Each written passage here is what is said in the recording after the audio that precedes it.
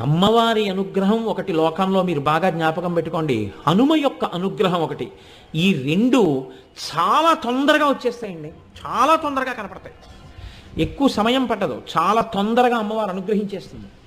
తల్లి తల్లే, అమ్మ అమ్మే.